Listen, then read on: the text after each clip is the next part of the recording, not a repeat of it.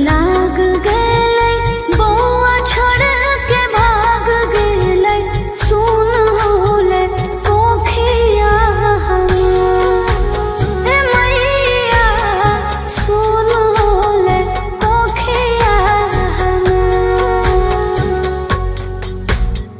किने के रहते हलता कीन लेती बबुआ के, देके रुपया नगदिया उधार। ए माई देके रुपया नगदिया उधार।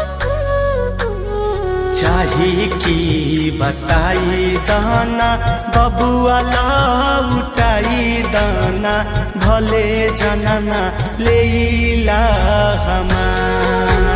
ए माई हो भले जनना लेला हमार।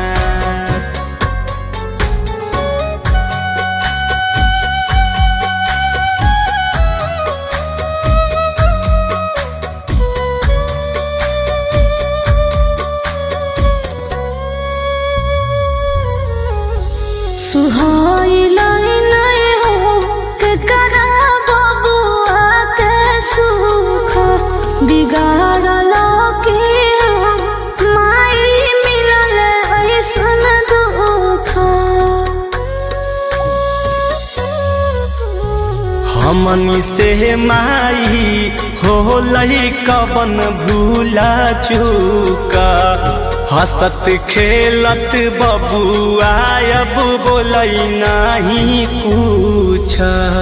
माई हमाई दे दया बरसाई हो, सुन ले हो हमारो पुकार।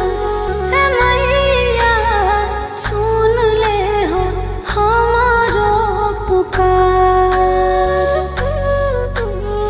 नजर के कर लाग गेलै, बबुआ छोड़ के भाग गेलै, सुन होलै कोखिया हमार। ए मैया सुन होलै कोखिया हमार। किने के रहते हलता कीन लेती बबुआ के, देके रुपया नगदिया उधार। ए माई देके रुपया नगदिया उधार। चाही की बताई दाना, बबुआ लौटाई दाना, भले जनना लेला हमार। ए माई हो भले जनना लेला हमार।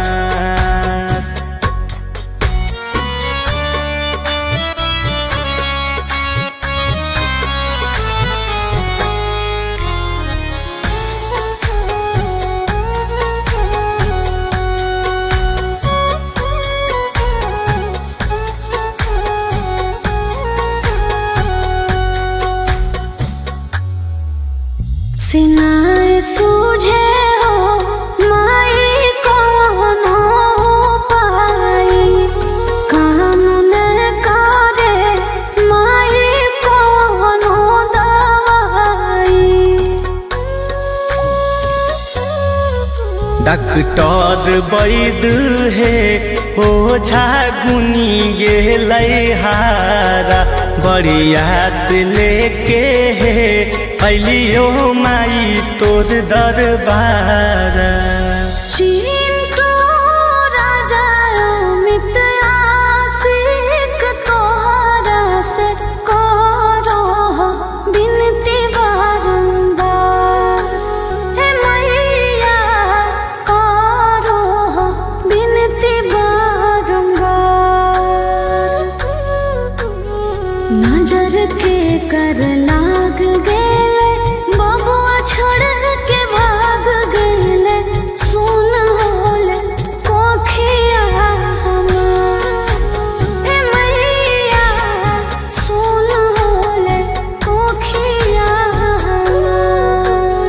चाही की बताई दाना बबुआ उठाई दाना भले जनमा लेला हमार ए माई हो भले जनमा लेला हमार।